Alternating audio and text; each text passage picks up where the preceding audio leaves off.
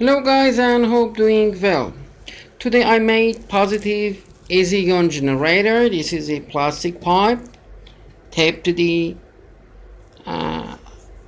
electro motor 9 volt, and the two sides of the plastic pipe is wrapped with the teflon tape.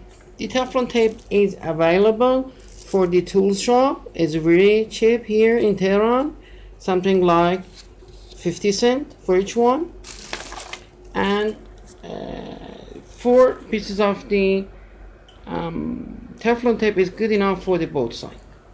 So here is my electromagnetic radiation detector, and also I have two regular detectors like this. Right side is the positive detector and left side is the negative. I have one special video how to make this. If you don't have any electromagnetic device detector like this, go for the homemade and use that one. Very good. So one more time I try to test the ion generation, and exactly